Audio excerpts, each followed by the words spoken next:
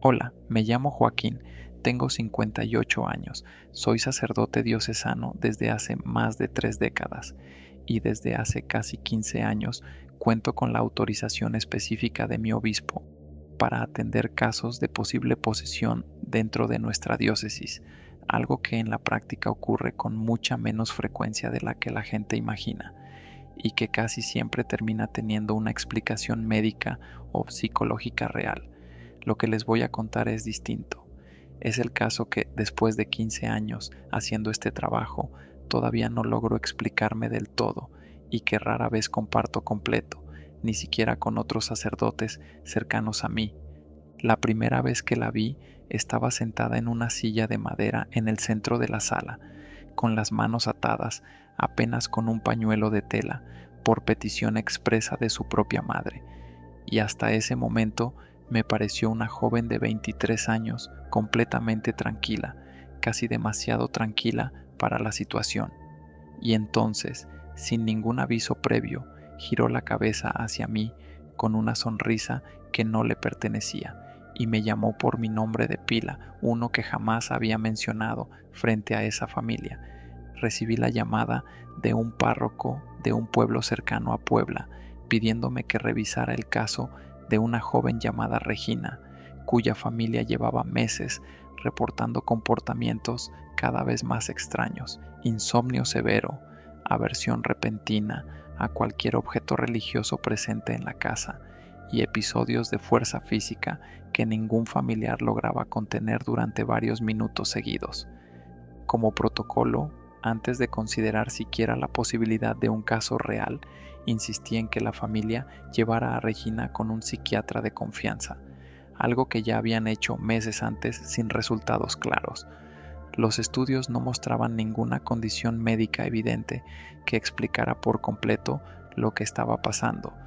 y el propio especialista, según me contaron después, había recomendado en privado que buscaran también apoyo espiritual, algo poco común viniendo de un profesional de la medicina,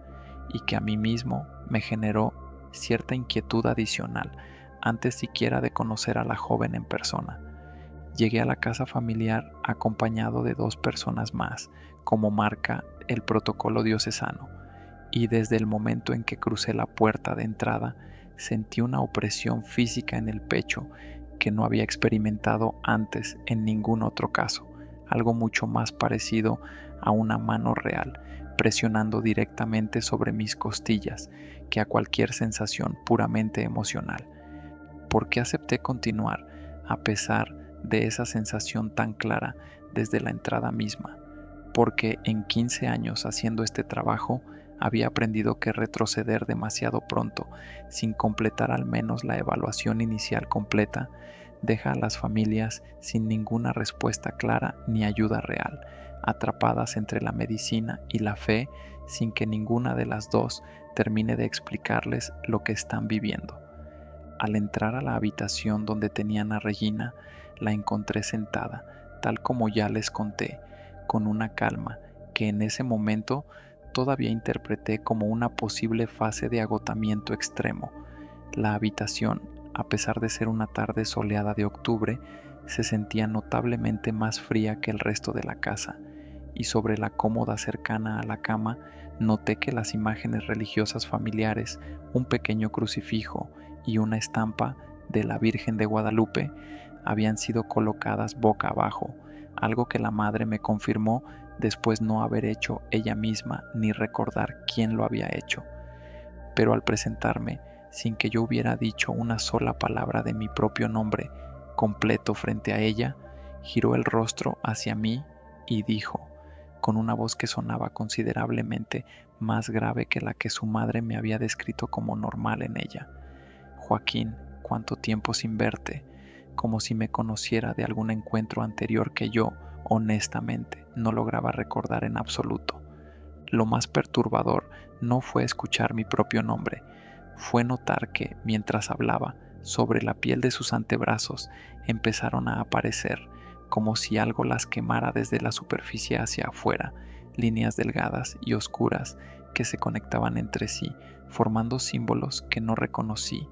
de ningún alfabeto, ni tradición religiosa que hubiera estudiado antes, permaneciendo visibles apenas unos segundos antes de desvanecerse por completo, para luego reaparecer en un patrón ligeramente distinto, como si algo estuviera todavía decidiendo qué forma final darles. Antes de continuar con el ritual, la madre de Regina me pidió hablar en privado unos minutos, y ahí me confesó algo que no había mencionado en la llamada telefónica inicial con el párroco. La abuela materna de Regina, ya fallecida hacía casi 10 años, había practicado durante buena parte de su vida algún tipo de curación tradicional en su pueblo de origen, algo que la propia familia nunca terminó de aceptar del todo dentro de sus creencias católicas, y que evitaban mencionar abiertamente por miedo al juicio de otros familiares más conservadores. Según me explicó la madre, apenas unas semanas antes de que empezaran los primeros episodios extraños, Regina había encontrado, mientras limpiaba una vieja caja de recuerdos familiares, un objeto que había pertenecido a esa misma abuela, un pequeño amuleto de piedra oscura envuelto en tela roja, que según la tradición familiar nunca debía abrirse ni separarse de la caja donde se guardaba. Regina, por simple curiosidad juvenil, lo había desenvuelto completo esa misma tarde, sin saber nada del significado que su abuela le daba en vida, y según recordaba la madre, incluso se había tomado una fotografía sosteniéndolo, fotografía que, al revisarla, días después buscando pistas, apareció completamente borrosa alrededor de las manos de Regina, como si algo hubiera interferido justo en esa zona específica de la imagen sin afectar el resto de la fotografía. Fue exactamente esa misma noche, según el testimonio coincidente de toda la familia, cuando Regina empezó a presentar los primeros episodios de insomnio severo, seguidos apenas días después por los cambios de comportamiento que finalmente motivaron la llamada al párroco de su pueblo. Lo que ocurrió después ha sido sin lugar a dudas una de las experiencias más irreales que haya visto en mi carrera. Siguiendo el protocolo que la Iglesia establece para estos casos, comenzamos formalmente el ritual, con oraciones específicas y el uso de agua bendita, mientras los dos asistentes que me acompañaban sostenían con cuidado los hombros de Regina, más por seguridad física que por intención de forzar nada. Al rociar el agua bendita sobre su frente, su columna se arqueó hacia atrás en un ángulo que ninguna vértebra humana debería resistir sin fracturarse, doblándose en una curva prolongada, hasta que su cabeza, completamente invertida, quedó a escasos centímetros del piso, mientras sus pies permanecían firmemente plantados en el mismo lugar donde había estado sentada segundos antes. El agua bendita, al tocar su piel, dejó pequeñas marcas rojizas visibles de inmediato, como si se tratara de un ácido leve en lugar de agua común, algo que ninguno de los presentes esperaba, a pesar de la experiencia previa de mis asistentes en casos similares. Sus manos, todavía parcialmente atadas por el pañuelo, se doblaron de forma que cada dedo presionó directamente su propia palma, clavándose las uñas en un círculo perfecto que empezó a sangrar de inmediato, con gotas cayendo directo hacia el piso desde esa posición invertida, formando un pequeño charco oscuro que, extrañamente, no se extendía de forma natural sobre la madera del piso, sino que permanecía agrupado en un círculo casi perfecto, justo debajo de su cabeza. Mientras sostenía esa postura completamente imposible desde el punto de vista médico, sus ojos, que hasta ese momento habían conservado su color castaño natural, empezaron a oscurecerse desde los bordes hacia el centro, como tinta expandiéndose lentamente sobre papel húmedo hasta cubrir por completo tanto el iris como la parte blanca del ojo, dejando dos superficies completamente negras y brillantes fijas directamente en mi dirección. Lo peor es que no fue solo su apariencia física la que cambió. Regresó, todavía en esa posición imposible, a hablarme con esa misma voz grave que había usado al inicio, pero ahora describiendo con precisión escalofriante detalles de conversaciones privadas que yo había tenido semanas antes con otro sacerdote de mi diócesis sobre mis propias dudas personales respecto a mi vocación, algo que jamás había compartido con nadie más fuera de esa conversación específica y confidencial. Mencionó incluso el nombre de un restaurante donde habíamos tenido esa conversación, un detalle tan específico que por un instante llegué a dudar de mi propia memoria sobre quién más podría haberlo sabido. Continué con el ritual, sosteniendo el crucifijo frente a ella con ambas manos, notando cómo el metal se calentaba progresivamente hasta volverse casi insoportable de sostener, aunque ninguna fuente de calor externa podía explicar ese cambio de temperatura tan repentino, al punto de que, al terminar la sesión, encontré una marca leve, casi como una quemadura superficial, en la palma de mi mano derecha, justo donde había sostenido el crucifijo con más fuerza. En cierto momento, Regina, todavía invertida, sonrió con una sonrisa macabra, y de esa sonrisa comenzó a escurrir lentamente un hilo delgado de un líquido oscuro y espeso,